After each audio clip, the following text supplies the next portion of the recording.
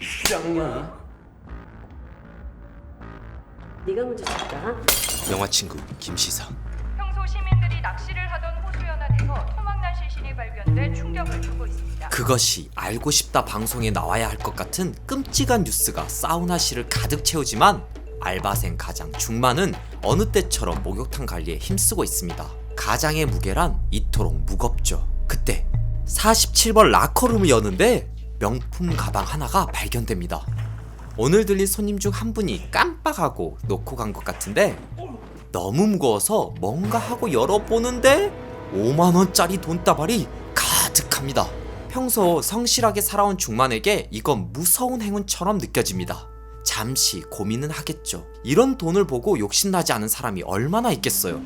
더구나 아버지 때부터 운영해온 횟집은 망하고 어머니는 치매에 걸렸고 아내는 생계를 위해 일을 하고 딸은 대학에 가야 한다면 학자금 대출이 안 된대. 지푸라기라도 잡고 싶어지겠죠. 이거 누가 놓고 갔어? 새벽에 온 손님인데 나가가지고 안 돌아오네. 보관실에 두려다가 다시 고민하는 중만. 돈다발의 향기가 달콤합니다. 하지만 중만은 돈가방을 보관 선반에 고이 넣어둡니다. 여기서 드는 의문, 이 돈가방의 주인은 누굴까요? 그리고 왜 하필 목욕탕 라커룸에 두게 된 걸까요? 여기 그 비밀을 아는 남자 태영이 있습니다. 출입국 관리소 공무원인데 실은 빚쟁이입니다. 외딴 곳에 위치한 어장에 도착한 태영. 그 앞으로 피 묻은 쌀 포대가 지나가고 채무자 태영을 반갑게 맞이하는 박 사장. 아유 우리 멋쟁이 행정하지. 일로 오시 일로 오시. 그때 약속한 걸 받는 시간 한번 가져볼까요? 좀 더 시간을 주면 안 될까? 돈을 갚지 않으면 손모가지를 잘라야 할 판입니다. 연인 연희를 위해 보증 하나 써줬다가 일이 이렇게까지 된 건데요. 최 사장 보증승관은 행정관님이잖아. 이래서 보증 조심하라고 어른들이 그렇게 말하나 봐요. 아무튼 연희가 그렇게 호락호락한 사람이 아닙니다. 연희가 어떤 분이시냐? 나 여기 사장인데 내 이런 것까지 해야 되니? 새 인생을 살기 위해 남의 것을 탐하는 사람인데 진상 손님에겐 얄짤없죠. 여긴 손님을 씨발 조수로 하는구만. 네가 먼저 쳤다. 특히 돈에 대한 이해와 집착이 대단한 사람입니다. 도움 필요한 일 있으면 언제든 연락하고. 성격도 시원시원하고 내 사람에겐 누구보다 따뜻한 그녀 연희가 감쪽같이 사라질 줄 누가 알았겠어요? 남친이 태영이라고 뭐 알았겠어요? 이제 태영도 2판 4판입니다. 어떻게 해서라도 돈을 구해야 합니다. 못 구하면 자 보면은 내장 끄집어내 먹는 걸 그렇게 좋아해요. 산채로 먹힙니다.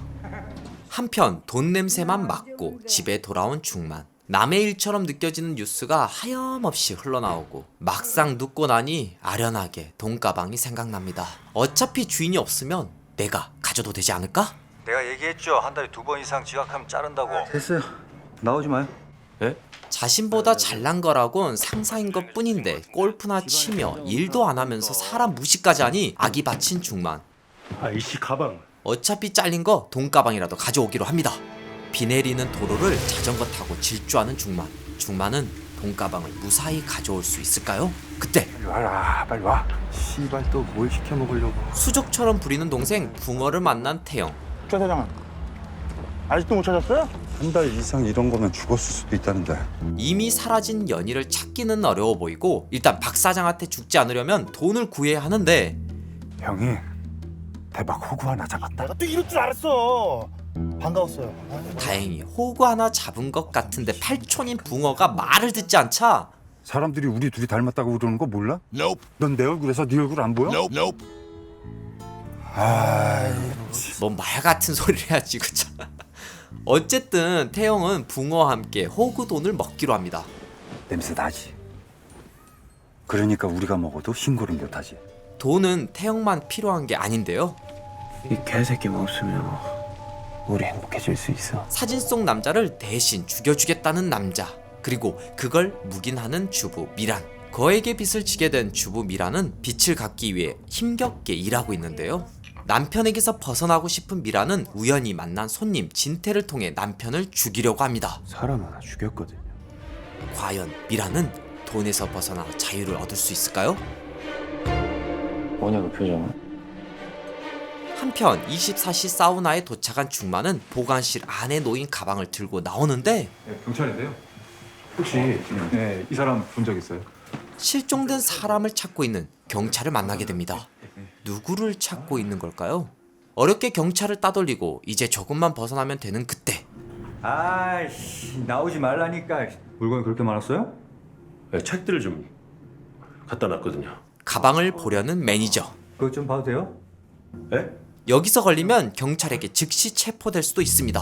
딱 한 번 다른 마음을 먹었을 뿐인데 성실한 가장 중만은 이대로 체포되는 걸까요?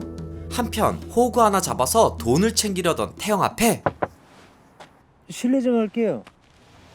누구? 전 경찰인데요.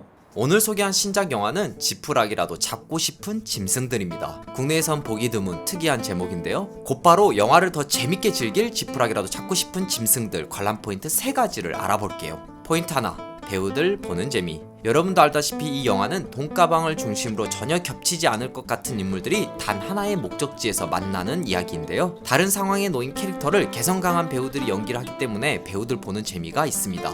태영은 잠적한 연인, 연희 대신 돈을 갚아야 하고, 미라는 빛에서 벗어나 새로운 삶을 살고 싶고, 중만은 무너져가는 집안을 일으켜 세워야 하고, 삶의 벼랑 끝에 선 이들보다 위에 있는 인물 연희, 연희는 영화를 이끌어가는 핵심 인물이기도 합니다. 이들의 공통점은 지푸라기라도 잡아야 할 상황에 놓여 있으며 돈 앞에선 언제든 짐승이 될 수 있는 조건에 있는 사람들이죠. 특히 연희를 연기하는 배우 전도연의 다양한 연기를 볼 수 있습니다. 연희는 아주 카멜레온 같은 역인데요. 때론 비밀스럽게 사라졌다가 어느 순간에는 한 남자를 사랑하는 여성으로 드라마틱하게 등장하기도 하는 인물입니다.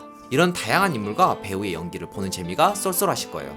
포인트 2, 흥미로운 함정. 이 영화의 가장 큰 매력은 얽힌 시간인데 동시에 가장 무서운 함정이기도 합니다. 자, 이 영화는 단순한 질문으로 시작합니다. 돈가방이 왜 이곳에 있는 걸까? 여러분이 형사라면 여러 용의자를 두고 조사에 들어가겠죠. 전 경찰인데요. 하지만 인물을 그대로 따라가면 너무 쉽겠죠? 그래서 감독은 여러분의 수사를 방해하기 위해 시간 순대로 이야기를 진행시키지 않고 어디가 이야기의 시작이고 끝인지 모르게 시간을 뒤섞어 놨습니다. 우리를 헷갈리게 만들기 위해서요. 얽힌 시간들을 여러분 머리로 조금씩 맞춰가며 보시면 영화가 더 재밌게 느껴지실 겁니다. 포인트 셋, 인물들은 각기 다른 방식으로 생존하기 위해 애를 씁니다. 한탕의 늪에 빠진 태영, 기회를 손에 쥔 미란, 위험한 선택에 흔들리는 중만, 그리고 새 인생을 살기 위해 탐하는 연희, 두만, 진태, 영선, 순자도 마찬가지죠. 그러면서 영화는 우리에게 묻죠. 거액의 돈가방을 발견하게 된다면 당신은 어떤 선택을 하시겠습니까? 자, 이렇게 3가지 포인트를 통해 여러분과 함께 조금 더 영화를 이해해봤는데요. 정말 어떤 진실이 숨겨져 있을지 궁금하지 않으신가요? 과연 태영은 돈을 구할 수 있을까요? 전도연이 연기한 연희는 어떤 사람일까요? 이 질문에 대한 답은 극장에서 확인하시면 좋을 것 같네요. 저도 궁금해서 보러 가야겠어요. 영화 지푸라기라도 잡고 싶은 짐승들이었습니다. 앞으로도 재밌고 유익한 영상을 계속 시청하고 싶으신가요? 지금 보고 계신 영상 바로 밑에 구독 버튼을 꾹 눌러주시고 그 옆에 종 모양을 누른 후 전체로 설정해주세요. 여러분의 마음 하나하나가 김시선 채널을 지속하는 가장 큰 힘이 됩니다. 항상 고민하고 노력하겠습니다.